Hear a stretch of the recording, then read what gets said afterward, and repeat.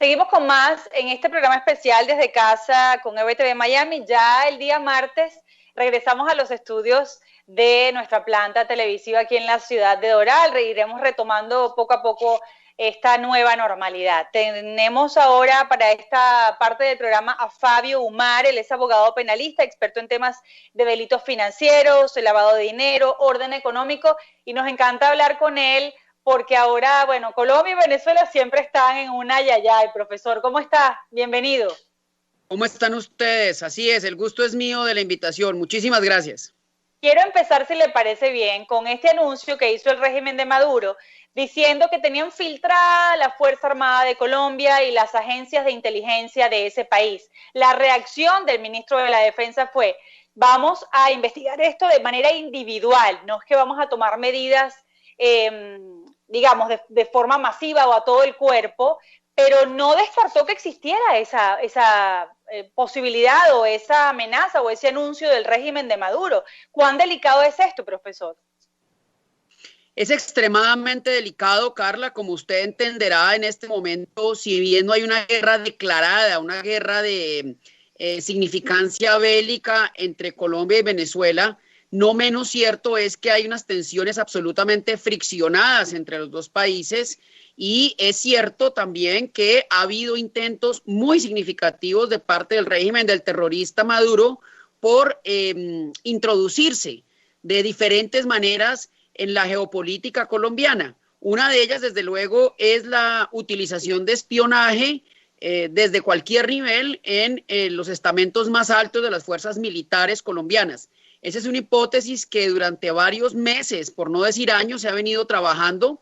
Incluso hemos sabido que el Departamento de Estado de los Estados Unidos junto con la CIA han enviado a Colombia importantes oficiales y agentes de espionaje precisamente para hacerle algún grado de contrapeso a la dictadura de Venezuela que, insisto, es cierto, ha querido y ha logrado infiltrar de la mano de otros países, como por ejemplo Cuba, que es experto en el espionaje humano, nuestras fuerzas militares. Recordemos, Carla, que las fuerzas militares y de policía de Colombia son las más profesionales del continente, las más numerosas del continente, y ante una eventual confrontación bélica, pues Colombia sería la plataforma de lanzamiento de esa confrontación. Entonces, para Maduro es importante tener infiltradas las Fuerzas Armadas. Así es. Ahora, esto es, yo no sé si estoy siendo imprecisa o utilizando un término que quizás no es apropiado, pero si una nación anuncia que infiltró la Fuerza Armada o el cuerpo de inteligencia de un país vecino, ¿eso aplica como una declaración de guerra? ¿O cómo se podría enunciar esto, llamar esto? No, no es una declaración de guerra sin duda alguna, pero sí es un mensaje absolutamente lamentable, desestabilizador como el que más, porque es decirle al enemigo, y Colombia es un enemigo para la tiranía de Maduro, decirle que conoce nuestros secretos, conoce nuestros movimientos. Recordemos nuevamente que compartimos una frontera gigantesca. Colombia ha movido recursos bélicos hacia la frontera que tenemos especialmente en La Guajira.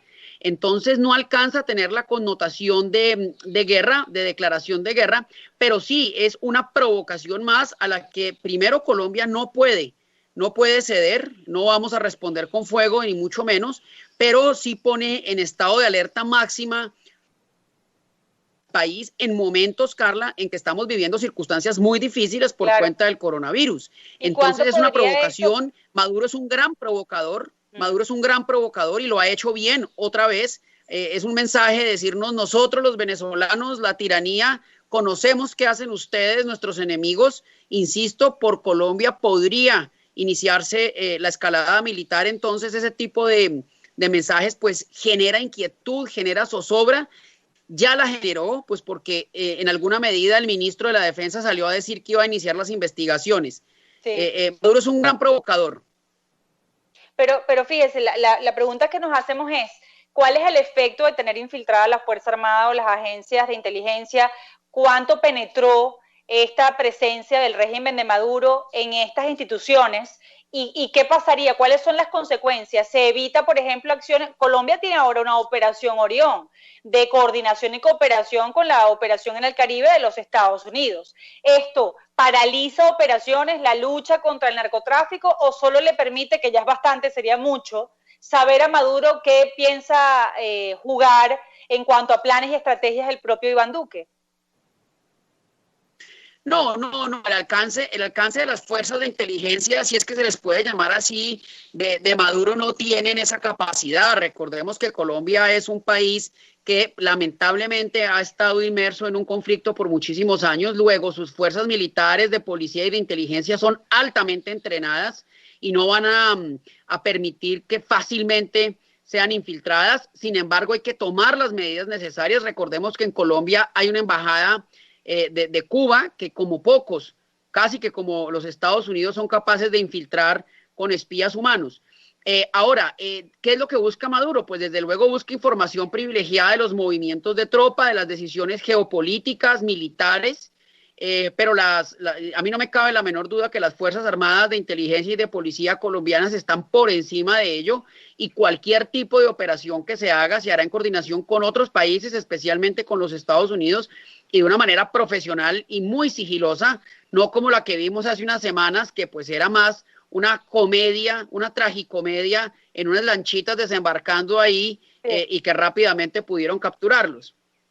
Otro punto sobre lo que podría ser esa operación y el efecto, porque la denuncia es que habría iniciado todo esto en Colombia, de hecho la incautación de armas fue en Colombia, Cliver Alcalá estaba en Colombia y se entregó allí a las autoridades estadounidenses, sería uno de los copartícipes de toda esta operación.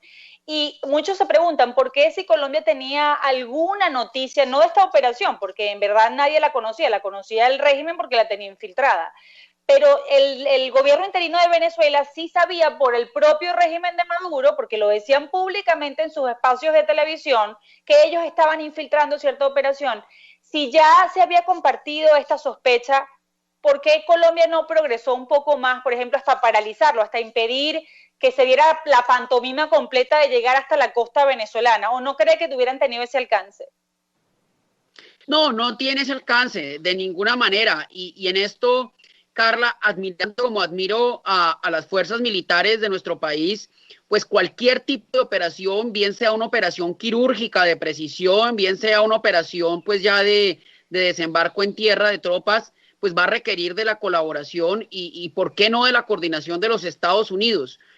Colombia tiene las capacidades en inteligencia, pero en este momento Colombia pues no podría ser el líder de un tipo de operación de esa magnitud.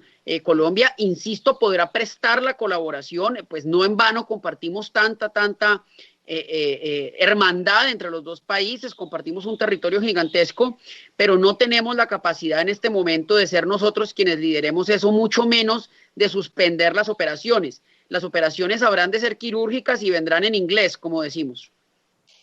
Profesor, sobre la llegada de estos tanqueros iraníes, la reacción de Colombia, la participación de Colombia, porque dicen que Donald Trump estaría en un gran dilema, ¿no? ¿Qué hacer? Porque si viene un conflicto, tienen represalias por parte de Irán, pero Irán está débil, lo que busca es provocar, obviamente porque dentro de esa misma debilidad no le ha funcionado nada de lo que están adelantando en Medio Oriente, y ahora tienen que utilizar a Venezuela para darle un golpe al propio Donald Trump.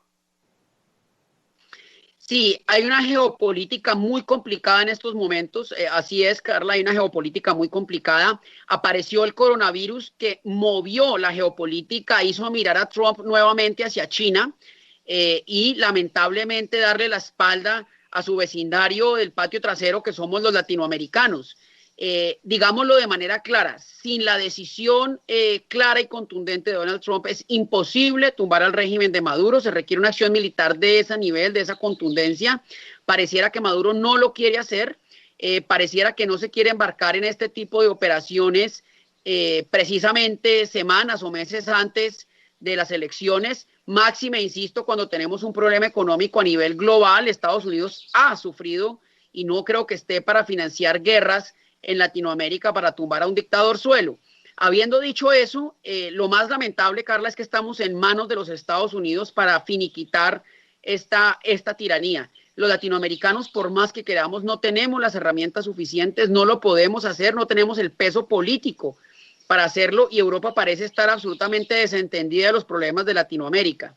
Y Trump, insisto, quiso girar su mirada hacia China, ha iniciado una guerra comercial con China muy significativa y en esa medida los latinos estamos un poco huérfanos, si se quiere. ¿Quién iba a pensar que Maduro iba a durar tanto tiempo en el poder y su permanencia en el poder está atada al proceso electoral de los Estados Unidos? Quizás si Trump ganara la reelección podríamos ver una operación de inteligencia y militar significativa, pero eso son especulaciones. Profesor, muchísimas gracias por haber estado con nosotros este día. El gusto es mío. Un feliz día para todos. Igualmente para usted. Vamos a hacer la pausa, regresamos con más, vamos a hacer un contacto con el Congreso de los Estados Unidos en breve.